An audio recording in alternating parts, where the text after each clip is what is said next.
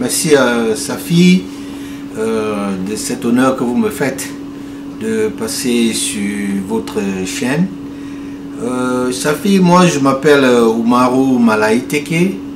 Je suis né un 7 juillet 1969 à Douala, de père anglophone et de mère Bamileke.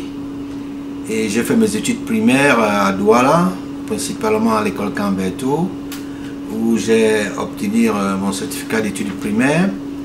Et ensuite, j'ai aussi fait une partie de mon école primaire à Yaoundé, avant de regagner Douala, plus précisément dans la localité d'Essé.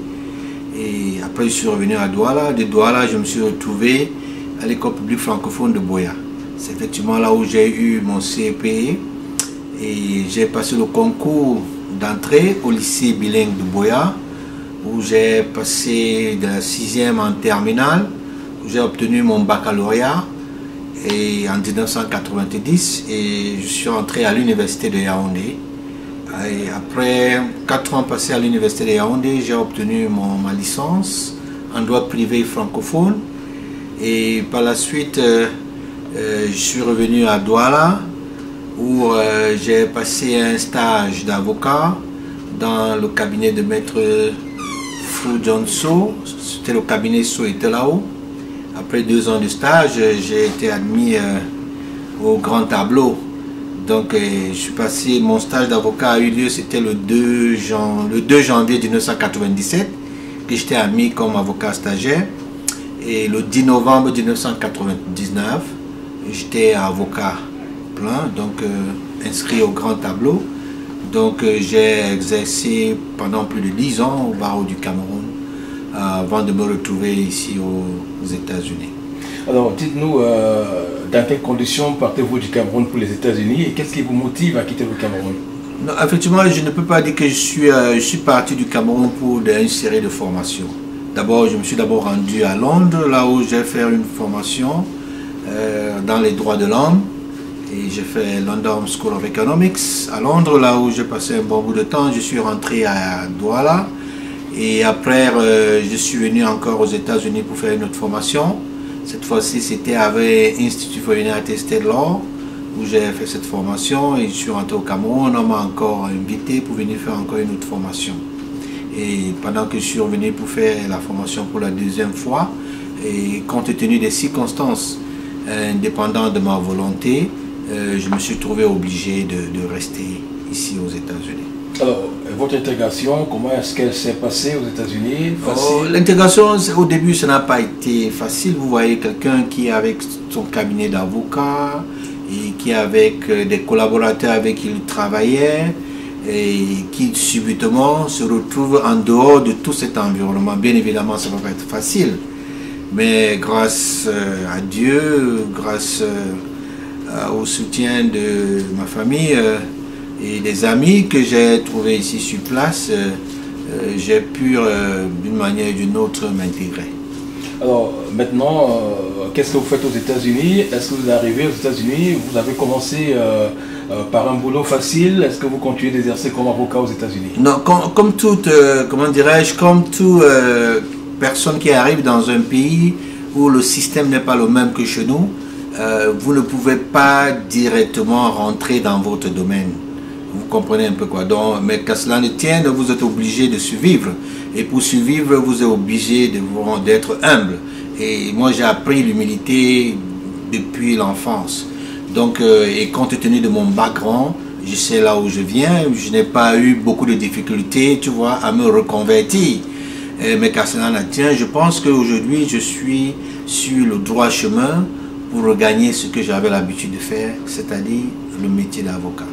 Oui, on sait quand même que ceux qui partent de l'Afrique, même avec des grands diplômes, espèrent s'intégrer facilement dans les grandes entreprises aux États-Unis, ce qui n'est pas évident.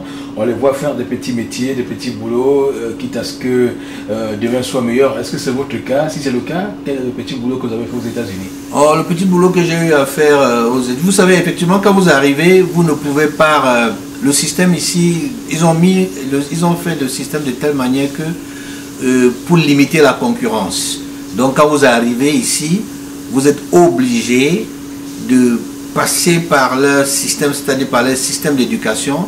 Si vous êtes arrivé avec des diplômes de l'étranger, vous devez avoir des équivalences et à partir de ces équivalences-là, on va pouvoir peut-être vous placer dans un domaine précis là où vous voulez exercer, si c'est dans votre domaine propre.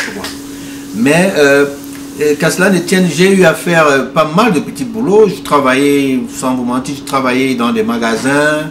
J'ai travaillé comme collaborateur dans des cabinets d'avocats ici.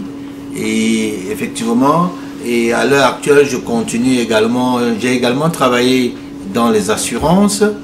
Donc j'ai fait pas mal de choses pour essayer de me maintenir. Et j'ai aussi travaillé aussi dans le domaine du home care. Un domaine là où c'était un peu pas tellement différent de ce que je faisais parce que vous rendez service aux gens qui n'ont pas la possibilité. Donc vous êtes comme un aide pour ceux qui ne peuvent pas faire certaines choses par eux-mêmes, quoi. Donc j'ai fait pas mal de choses quand même. Alors, Maître Oumarou, dites-nous maintenant comment est-ce que vous avez pu intégrer les communautés au niveau des États-Unis. Est-ce que ça a été facile pour vous? Est-ce qu'on vous a facilement accueilli dans les communautés aux États-Unis? Oh oui, je dirais que pour un début, dire que ça a été difficile, vraiment, ça sera un abus de langage parce que les Camerounais sont par excellence hospitaliers.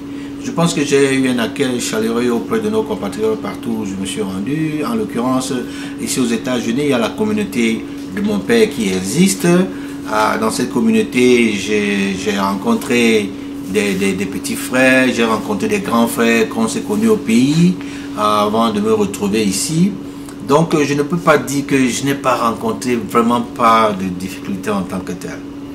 Alors, maintenant que vous êtes installé, est-ce qu'on peut savoir ce que Oumarou fait comme activité aujourd'hui aux États-Unis? À l'heure actuelle, aujourd'hui aux États-Unis, je suis en train de suivre un programme qui va me permettre de rentrer dans ma profession et en même temps, je travaille avec Amazon pour le moment. C'est ce que je fais actuellement. Je travaille avec Amazon et également, je continue également à prêter mes services auprès des cabinets qui me sollicitent de temps en temps. Puisque je suis parfaitement bilingue, je fais également dans la traduction, je fais également dans l'interprétation et tout en suivant mon chemin. Donc, comme vous le savez, il y a des objectifs à atteindre à moyen, à court et à long terme. Donc, je suis probablement, je pense que d'ici peu, je vais pouvoir rentrer, être celui dont j'avais souhaité être avant. Mais pour le moment, et à l'heure actuelle également, je suis président de la communauté Bantoun, USA Family Inch, dont j'ai été élu, je pense c'était le 23 février 2020. Alors maintenant, on va parler de cette communauté Bantoun dont vous faites allusion. Comment est-ce que cette communauté a été mise sur pied aux États-Unis? Effectivement, moi je n'étais pas membre de cette communauté. Je suis resté chez moi avec mon épouse et j'ai été contacté à plusieurs reprises par un certain Flaubert Nzinguet qui m'a contacté à plusieurs reprises, qu'il voudrait que je regagne cette communauté avec beaucoup d'insistance. Et comme effectivement je n'avais pas une communauté du côté Bamileke, j'avais envie vraiment d'intégrer un groupe, et après concertation avec mon épouse, et nous avons décidé de rejoindre le groupe Bantoun USA Family Inch. Et comment est-ce que vous avez fonctionné avec ce groupe et depuis combien de temps vous faites partie du groupe? Je fais partie de ce groupe depuis plus de 2 ans. Ça fait plus de 2 ans. Ça fait plus de 2 ans que je suis entré dans ce groupe. Je pense que je suis entré dans ce groupe je pense que ça doit être en 2000, si je mes souvenirs sont exacts, ça doit être 2017. 2016, la fin 2016-2017 que j'ai rejoint le groupe de Bantoun USA Family Inch et comme simple membre. Et quand je suis arrivé dans ce groupe, malgré le fait que beaucoup de mes amis qui étaient autour de moi, qui connaissaient mon caractère, qui connaissaient ma manière de fonctionner, avaient attiré mon attention sur un certain nombre de choses. mais je leur ai fait comprendre que... Lesquels, par exemple? Malheureusement, je ne veux pas citer les noms des contemporains. Il y a un qui est décédé aujourd'hui, paix en son âme, qui m'avait vraiment mis en garde par rapport à cette aventure que j'engageais dans Bantu USA Family Inc. Mais je lui ai dit, j'ai pris la décision de faire partie de ce groupe et je vais y rester, je vais voir de moi-même, car je pense que l'expérience reste la meilleure école. Alors, on vous présente comme le président du comité d'organisation au sein de la communauté Bantoum des États-Unis. Alors, qu'est-ce que vous faites exactement en tant que président, ou alors qu'est-ce que vous faisiez en tant que président du comité d'organisation? Et effectivement, quand j'arrive dans ce groupe, subitement, sans vous mentir, ne connaissant pas la personnalité vraiment de la personne, parce que c'est quelqu'un dont je n'ai jamais côtoyé, c'était ma première fois d'être en contact avec lui et d'accepter d'adhérer à ce groupe parce que je ne le connaissais pas particulièrement. Il s'agit de qui? Il s'agit de M. Flaubert Nzinguet. Je ne le connaissais pas avant, sincèrement je ne le connaissais pas. Et j'intègre ce groupe et c'est sa manière de m'aborder sa manière de m'aborder et de me présenter le groupe et tout et tout. Et donc c'est ça qui m'a un peu poussé à intégrer ce groupe. Et donc quand j'intègre le groupe, subitement, il y avait d'abord le dîner familial. Il me dit, oh non, maître, comme tu es arrivé vraiment, je voudrais que tu t'occupes du dîner familial et tout et tout. Et moi, connaissant ma personnalité, quand je dis oui, mon oui c'est le oui. Et je mets tout ce qu'il faut pour pouvoir accomplir la tâche qui m'a été confiée. Il m'a confié d'abord le dîner familial.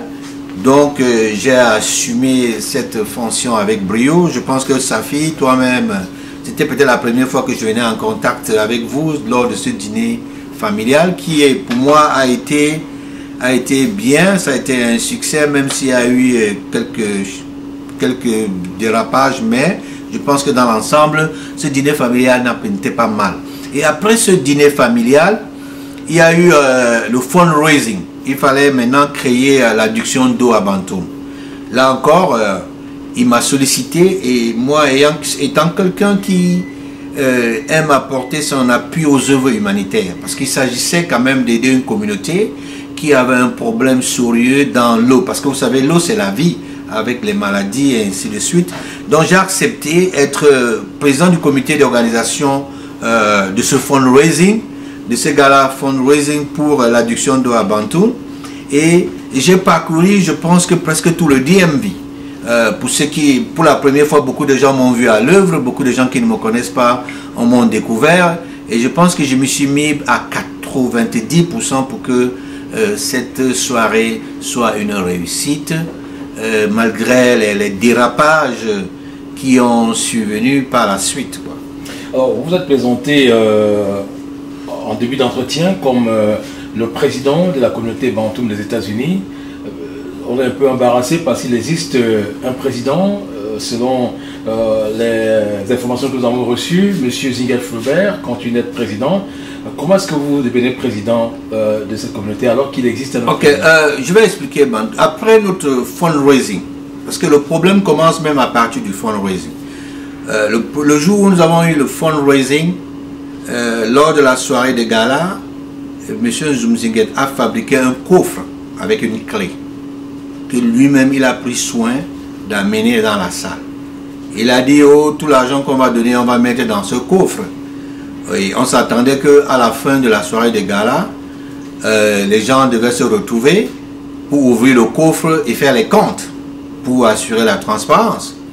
Mais malheureusement, à la fin, quand on a fini le coffre, pendant que moi j'étais engagé en train d'arranger les salles, à mettre la salle en ordre et tout avec mon épouse qui m'aidait, jusqu'à 6 h le matin quand on se séparait. Avant même cela, dès qu'on a fini les contributions là-bas, M. Nzinguet a porté le coffre et allé mettre dans la rafle de sa femme. Bon, moi, je n'ai pas voulu discuter. Les gens m'ont interpellé par rapport à ça. J'ai dit, ah, pour le moment, essayons de regarder la salle, remettons la salle comme cela se doit. Vous comprenez, et c'est ce qu'on a fait. Et j'ai attendu en vain que le président dit, oh, ok, président du comité de garçon, qu'est-ce qu'on doit faire avec le coffre? Il prend le coffre, il rentre chez lui avec le coffre et il me demande de convoquer une réunion pour qu'on fasse le point. Je lui dis non, je ne peux pas convoquer la réunion parce que en ce qui concerne le coffre, moi je n'en sais rien. Donc toi en tant que président, qui m'a nommé président du comité d'organisation, vous pouvez vous-même assumer cette responsabilité-là, parce que qui peut le plus peut le moins. C'est vous le président, c'est vous qui m'avez nommé. À un moment, vous pouvez penser que vous pouvez vous arroger tous les pouvoirs. Ça n'engage que vous. Moi, je ne sais pas ce que je vais dire. Donc, après plusieurs actions, on a fini par se retrouver. Et on s'est retrouvé, on a essayé de faire les comptes. Et on a fait les comptes. Le jour où on se séparait par rapport aux comptes, on avoisinait les 35 000 $ que ce fundraising avait pu rapporter, hormis les dépenses qui avaient été engagées. Et que ces dépenses ont été engagées exclusivement par le président. Nous demandons au président, nous voulons avoir le bilan des cotisations que nous faisons à Bantoun. Parce que il y a, quand vous vous inscrivez à Bantoun, vous apportez 185 $. D'inscrire, vous payez. Moi, j'ai payé ces 185 $. Mon épouse, beaucoup de gens ont payé, qui constitue un fonds à Bantoun. Contrairement à ce qu'ils racontent, que Bantoun n'a pas un fonds, Bantoun a bel et bien un fonds qui existe. Et c'est dans ce fonds-là que quand il y a des malheurs, on puise de l'argent, on remet aux membres qui est affecté et on redistribue cet argent sur les membres qui cotisent pour remettre en place. Donc on dit que Bantoun n'a pas de fonds, vraiment ça c'est un gros mensonge. Et donc nous avons demandé en bref un bilan.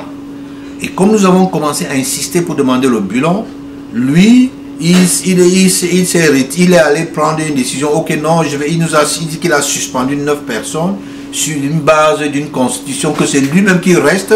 Il fabrique une constitution et que lui-même il ne maîtrise même pas la dite constitution, parce qu'il n'a aucun pouvoir en tant que président de suspendre. C'est l'Assemblée générale. Il met l'Assemblée générale en quarantaine, il s'en fout et il suspend les membres. Dès qu'il nous suspend, qu'est-ce que nous devons faire? Avec tout cela, nous avons saisi le chef Bantoun, qui est un Vemouchenku, parce que lui-même, ce monsieur Flaubert, n'a cessé de dire que la réunion Bantoun, l'association Bantoun fonctionne sur les types Bantoun et est placée sous l'autorité de la chefferie. C'est lui-même qui le dit et qui le crie haut et fort partout où il passe. Alors nous avons saisi le chef et nous avons dit, ok, nous avons un problème, nous demandons le bilan. Et nous nous rendons compte que ce gars ne veut pas donner le bilan. Et ce que nous souhaitons, et nous voulons les élections parce que lui, il avait déjà fait ses 2 mandats. Donc, il était déjà arrivé à terme parce que son mandat avait expiré depuis juillet 2019. Donc, après le fundraising, son gars-là était arrivé à terme, donc il fallait organiser les élections. Voyant tout ceci arriver, il a décidé de nous suspendre et d'aller organiser un semblant d'élection avec ses gens. Et pourtant, le chef avait sorti un communiqué, là où il demandait qu'il faut qu'on organise les élections de la communauté Bantoun conformément au texte. Et pendant que... Et le chef m'allait même plus loin, mettre sur pied une commission qui était constituée par les membres qui étaient même plus proches de ce monsieur Nzumzige Flaubert, en l'occurrence monsieur Belamé Niabe, qui était membre, maman Suzanne, il y a maman Ngenzi qui est la mère de Ngenzi, qui sont des proches au président. Mais malheureusement, il a préféré mettre en quarantaine les instructions du chef, et sous prétexte que lui, le chef ici aux États-Unis, et le chef est chef à Bantoun. Et la commission qui a été mise sur pied est allée avec son travail, a organisé les élections, et j'ai mis ma candidature. Et j'ai été élu président. Alors, ce qui suppose qu'il y a donc bicéphalisme à la tête de la communauté Bantoun. Non, il n'y a aucun bicéphalisme. Je pense que M. Nzumzige Flaubert doit comprendre qu'il n'est pas le président de Bantoun USA Family Inc. Il faut qu'il comprenne cela une fois pour toutes, que son mandat était arrivé à expiration et qu'il n'avait plus qualité pour se représenter comme président de Bantoun USA Family. Il a fait ce qu'on appelle un semblant de coup d'État, mais malheureusement il est tombé dans son propre piège, parce que l'association Bantoun USFA étant placée sur l'autorité de la chefferie, comme lui-même le dit, c'est l'autorité qui a demandé qu'on organise les élections en février 2020, le 23 février.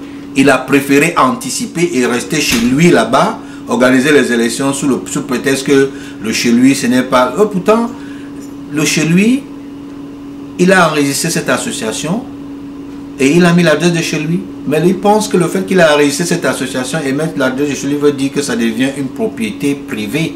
Ça devient un bien de son patrimoine. Et je lui ai rappelé à plusieurs fois, M. Flaubert, une association, ce n'est pas l'affaire d'un individu. C'est l'affaire de tout le monde, de tous les membres qui sont au sein de cette association et qui y mettent de leur argent et qui y mettent de leur temps. Et ils ont tous des droits, ils ont tous des devoirs, ils ont tous des obligations. Donc tu ne peux pas penser que l'association Bantoum, c'est ta propriété privée. Parce qu'il a pris Bantoum comme c'était sa propriété privée. Et c'est là où tout le bas blesse. Alors, ne fallait-il pas attendre que les 2/3 des membres de la communauté Bantoum des États-Unis se prononcent sur la gestion et même peut-être l'organisation des élections, au lieu que ce soit le chef qui décide, n'est-ce pas? Et non, effectivement, le chef, non, mais c'est même en principe que si se passe. Le comité s'est même reçu, l'Assemblée générale. Hein, les 2/3 de l'Assemblée générale ont donné leur quitus pour les élections. Si vous savez, je vous mets au défi d'aller venir chez nous et regarder les registres de nos membres et regarder les registres de ces membres. Vous allez vous rendre compte que c'est une infime minorité qui sont restés là-bas avec lui, avec qui ils font avec qui ils font tout ce tripatouillage.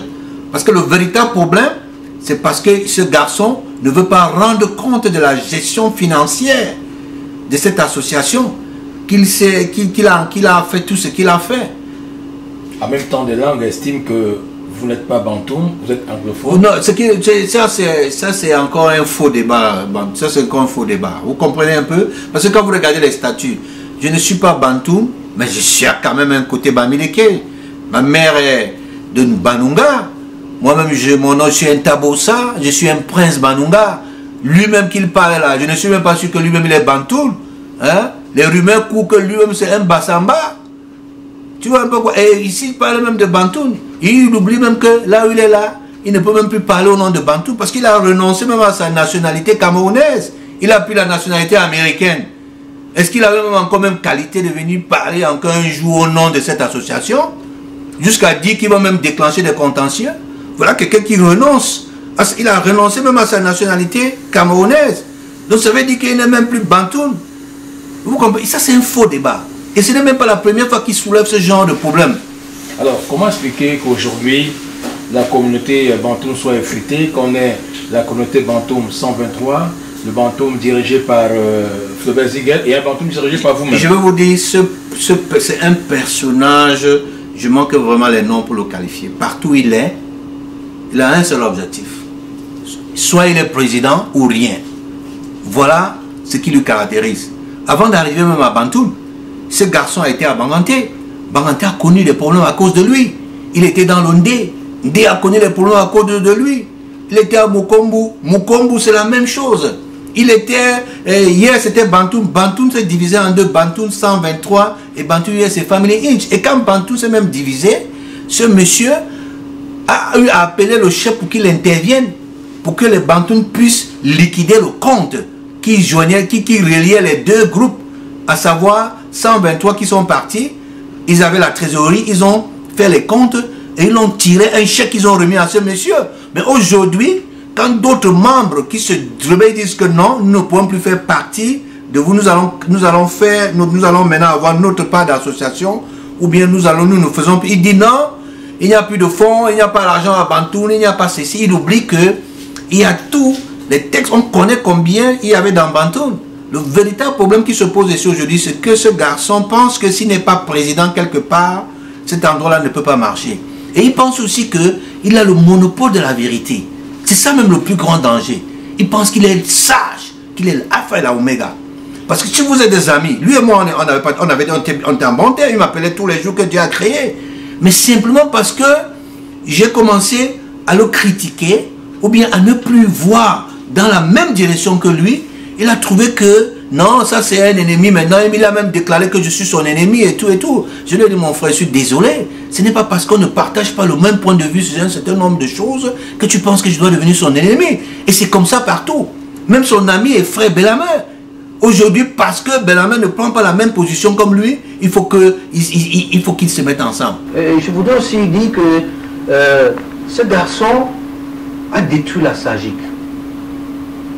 Et ça fait, Je vais vous citer un exemple. Cosnet marche aujourd'hui. Pourquoi? Parce que une personnalité comme M. Flaubert n'est pas parmi eux. L'ancien SAGIC, malgré toutes les crises que ça a connues, continue à avancer aujourd'hui. Pourquoi? Parce qu'un individu comme M. Nzingue Flaubert n'est pas parmi eux.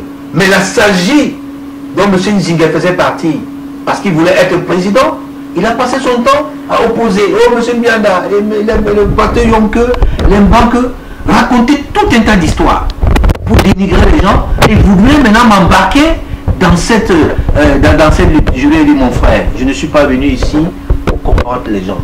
On peut rester ensemble, on peut mettre sur pied une SAGIC qui va fonctionner dans la transparence. Mais ce garçon a passé tout son temps à monter des coups, à raconter des choses au président des associations, les décourager, jusqu'à ce qu'arriver à décapiter la SAGIC.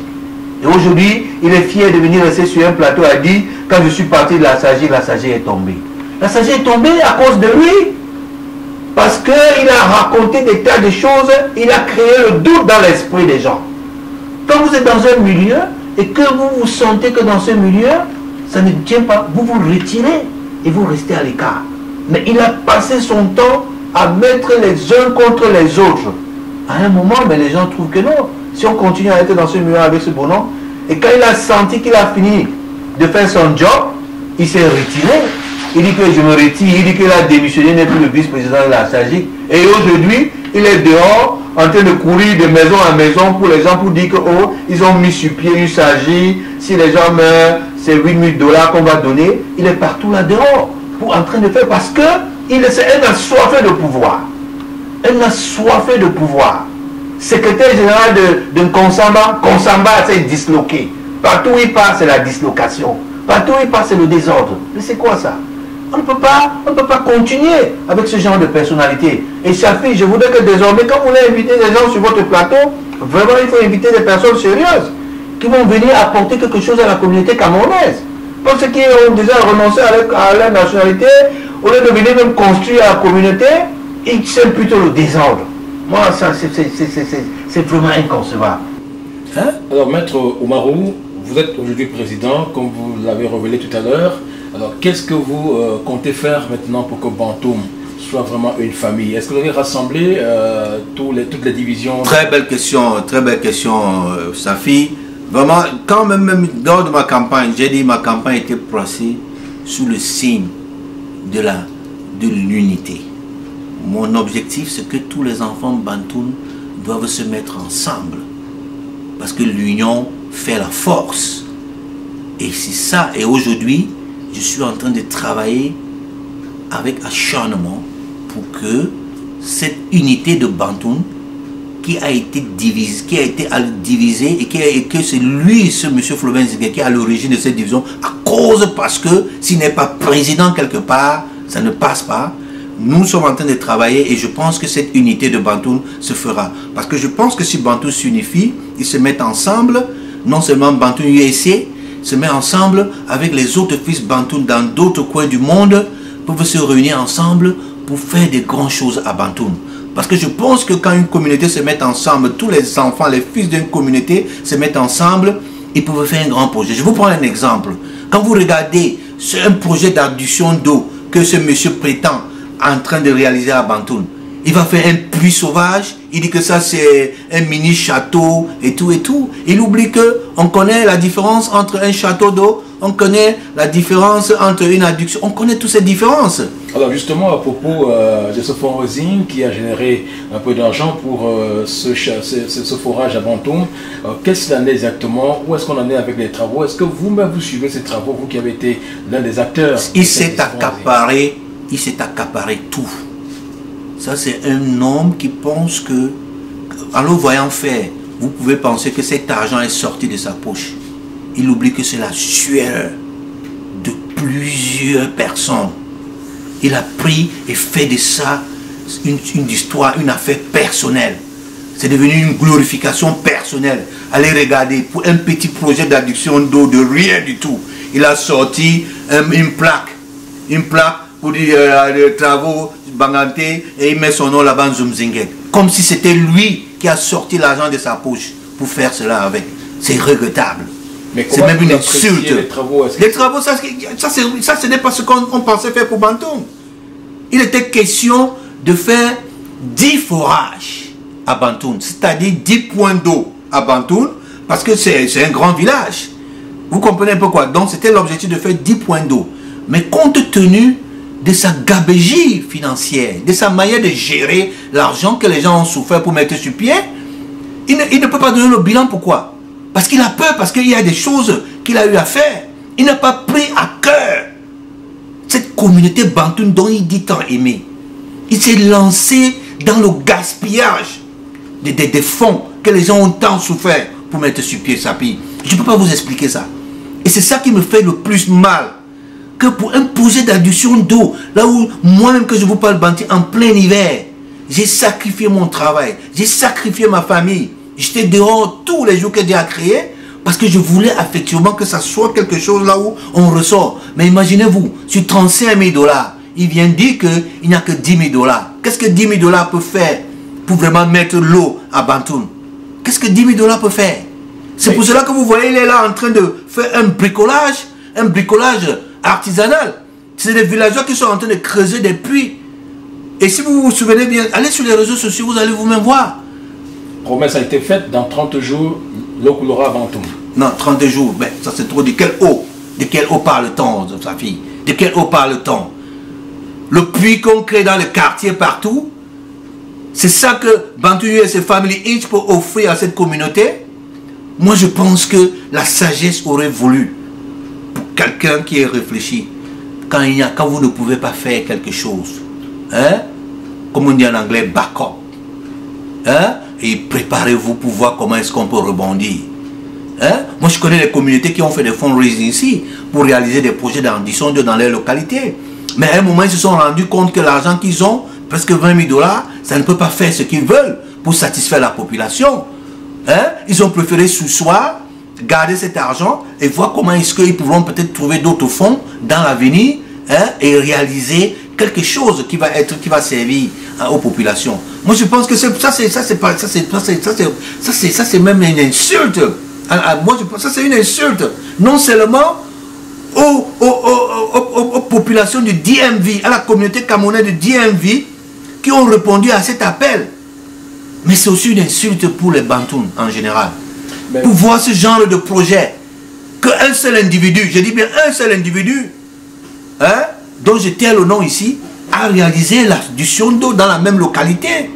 Et quand vous voyez même comment cela est fait, avec des engins et tout, vous allez comprendre toute la supercherie qu'il y a eu dans cette affaire. Alors, est-ce que vous ne vouliez pas, à un moment donné, l'association, l'argent de l'association aussi? Non, moi, sa fille, je pense que Dieu m'a béni. Vous comprenez un peu quoi? Dieu m'a béni, c'est-à-dire, je ne dis pas que je suis bien, mais je pense que Dieu m'a donné quand même le minimum. Et moi, je suis quelqu'un, j'ai la crainte de Dieu. Et dans mon église, on m'a toujours appris à être honnête dans mes relations avec mes semblables. Sa fille, dans ma nature, depuis que je suis entré dans cette Bantoum, j'ai plus dépensé que j'ai dépensé de mes poches. Vous comprenez pourquoi? J'ai même eu des deuils. Tu vois un peu, que je pouvais dire à Bantoum que non, comme vous voyez, ça c'est un deuil qui me concerne, on m'aide. Mais sa fille, ce n'est pas dans mes habitudes. Vous comprenez pourquoi? Je m'y suis mis parce que je voudrais faire une œuvre humanitaire. Je voudrais aider, apporter mon soutien à une communauté qui était vraiment dans la détresse, qui a besoin d'eau. Sa fille, je suis président aujourd'hui de Bantoum USA Family Inch. Si vous demandez à mes membres, ils vous diront que ce président n'a jamais touché 5 francs avec ses mains. Je dis bien 5 francs, sa fille. Il y a un secrétariat général, il y a un commissaire aux comptes, il y a un secrétaire financier, il y a la trésorière. Sa fille, je n'ai rien à faire avec l'argent. Comprenez pourquoi? Contrairement à M. Zimzingue, il est président, il est secrétaire général, il est trésorier, il est commissaire aux comptes. Il prend l'argent de l'association comme si c'était ton argent. Tout ce qui était là, le secrétaire général, tout ça, c'était des figurants.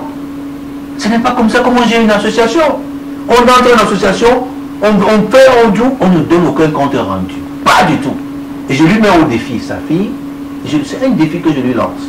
Je lui lance un défi que je voudrais, comment dirais-je, je voudrais qu'on ait un tête-à-tête sur un plateau. Là où on va inviter toute la population de DMV à venir nous écouter à deux. Je lui lance ce défi-là. S'il sait qu'il a été transparent, qu'il est un garçon clair, hein, je veux avoir un tête-à-tête avec lui. Je veux avoir un débat contradictoire avec lui, sa fille. Parce que je n'ai jamais vu cet individu, il dit qu'il est éducateur. Quel genre d'éducation tu vas donner aux enfants? Moi-même, mon maître m'a appris tous les jours que dans chaque chose, il y a le pour et le contre. Quel est cet individu qui est allergique au débat contradictoire? Vous dites quelque chose qui ne part pas dans le sens qu'il souhaite, il vous exclut, il vous enlève sur les forums. Mais 9 personnes ont été écartées ou alors mises à l'écart par... mais 9 personnes écartées. C'est ça qui justifie le fait que vous alliez chez lui faire du bruit. Non, nous ne sommes pas... Nous, chez lui, ce qu'il a oublié, c'est que lorsque vous enregistrez une association, cette association d'abord ne siégeait même pas d'abord chez lui. Vous comprenez? Parce que cette association siégeait chez notre frère Calvin. Calvin qui fait dans la mécanique. C'est chez Calvin, c'est dans le foyer de Calvin, là où on siégeait. Mais on ne sait pas quelle alchimie il a réussi à déporter l'association de là-bas chez lui, parce que tout ce n'est que lui. Et même quand un membre opte même qui veut même recevoir la réunion chez lui, c'est tout un problème. Et tout c'est chez lui. Donc ça veut dire qu'il avait transformé de ipso facto le chez lui en siège de Bantu US Family Inc. Donc le jour où il y a réunion, ce n'est plus considéré comme ton domicile. Et c'est ça qu'il a oublié. Il dit que ces violations, il parlait de violations, il parlait de quelle violation de domicile? Le jour de la réunion, c'est un jour là où, et quand même bien même il dit, quels sont ceux qui ont siégé pour dire qu'ils ont suspendu? Il a suspendu tout simplement parce que on a appelé les élections le 23 février. Hein? Donc il passe aujourd'hui à raconter que ce qu'il avait écrit, c'est les feuilles de chou. Ce même Vumushinku, Shafi, il a lu la lettre quand on faisait le dîner familial, qu'on lui a nommé, qu'il lui a nommé représentant ici aux États-Unis. Le même Vumushinku, aujourd'hui, vous mettez à dire qu'il a sorti une lettre, c'est les feuilles de chou. Il faut quand même avoir un respect pour l'autorité traditionnelle. En quelques battements de paupières, vous pensez que l'eau ne coulera pas à Bantoum dans quelques jours? Ou l'eau coule, ou ça ne coulera pas, ça ne nous engage à rien.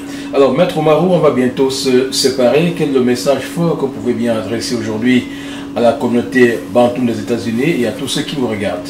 Le message que je veux adresser à la communauté Bantoum, c'est d'abord un message de remerciement pour la confiance que les membres de Bantoum et ses femmes et les ont mis à ma personne.